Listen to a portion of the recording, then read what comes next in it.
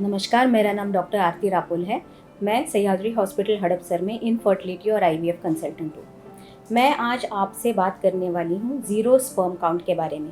हम इसे medical terminology में अज़ूस्पर्मिया कहते हैं। जब हम सीमेन एनालिसिस करते हैं और उसमें शुक्राणुओं की संख्या 0 आती है, इसे हम अज़ूस्पर्मिया कहते हैं।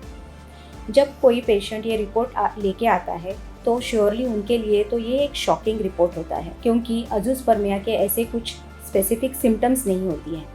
जब किसी का रिपोर्ट अज़ूस्पर्मिया करके आता है तो पहले तो हम उन्हें ये टेस्ट रिपीट करने के लिए बोलते हैं। जब अज़ूस्पर्मिया का रिपोर्ट आता है तो हमें कुछ हार्मोन टेस्ट करवानी पड़ती हैं, जैसे सीरम FSH, LH और टेस्टोस्टेरोन।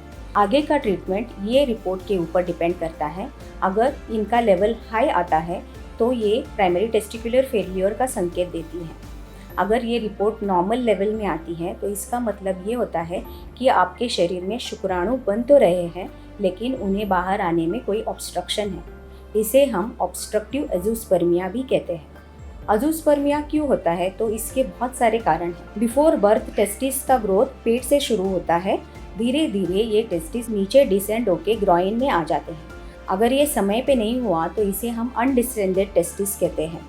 पेट का टेम्परेचर ज़्यादा होने की वजह से फंक्शनिंग टेस्टिस का रुक जाता है और वो अट्रोफिक हो जाते हैं। अगर एक टेस्टिस पेट के अंदर रह गया और दूसरा स्क्रोटम में है तो भी वो फंक्शन करता है और इनफर्टिलिटी का इतना प्रॉब्लम नहीं होता। अगर दोनों टेस्टिस अनडिसेंडेड रह जाते हैं तो अज़ूस्पर्मिया होता है।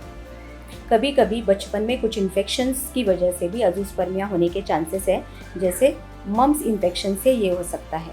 अगर बचपन में कुछ इंजरी हो गई हो टेस्टिस को तो भी प्रॉब्लम होने की चांसेस है। कैंसर पेशेंट्स में रेडियोथेरेपी की वजह से भी प्रॉब्लम हो सकता है। कुछ लोग बहुत हाई टेम्परेचर्स में, जैसे फर्नेसेस के पास काम करते हैं, उन्हें भी हाई टेम्परेचर एक्सपोजर की वजह से अज़ूस्पर्मिया हो सकता है। और पेस्टिसाइड एक्सपोजर से भी अज़ूस्पर्मिया के चांसेस होते हैं। कुछ पेशेंट्स में सीमेन में स्पर्म्स नहीं आते, लेकिन वो रिट्रोग्रेडली यूरिनरी ब्लैडर में चले जाते हैं, जिसे हम रिट्रोग्रेड इजैकुलेशन बोलते हैं। और कुछ लोगों में कुछ हार्मोन्स की कमी की वजह से भी अज़ूस्पर्मिया होता है, जैसे हाइपोगोनाडोट्रोफिक हाइपोगोनाडिज्म। रिट्रोग्रेड इजैकुलेशन और हाइपोगोनाडोट्रोफिक हाइपोगोनाडिज्म ये ट्रीटेबल कंडीशंस है। बाकी जो कंडीशंस है उसमें IVF ट्रीटमेंट की ज़रूरत पड़ सकती है, जिसमें हम आपके खुद के स्पर्म से आपको प्रेगनेंसी दे सकते हैं। पहले तो जब आपके FSH और LH लेवल्स नॉर्मल आती है तो हमें कंफर्म करना होता है कि आपके टेस्टिस में स्पर्म बन रहे हैं। इसके लिए हम टेस्टिकुलर बायोप्सी की एडवाइस करते हैं।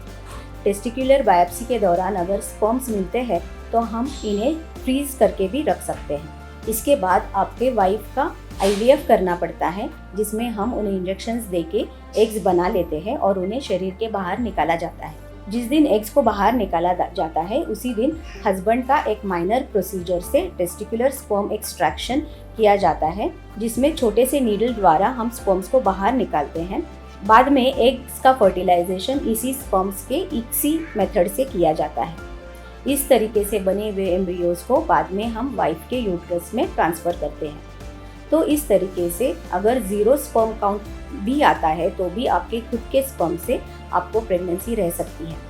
अगर आपका रिपोर्ट अज़ूस्पर्मिया करके आता है तो आपको फर्टिलिटी स्पेशलिस्ट से मिलना पड़ेगा। वो आपके आगे के टेस्ट करवा लेंगे और आपको सही ट्रीटमेंट की सलाह देंगे। आशा करती हूँ कि आपके मन में अज़ूस्पर्मिया के बारे में जो सवाल थे उसका उत्तर आपको मिला हो। अगर आपको और कोई सवाल पूछने हैं तो हमें कमेंट बॉक्स में ज़रूर लिखिए। धन्यवाद।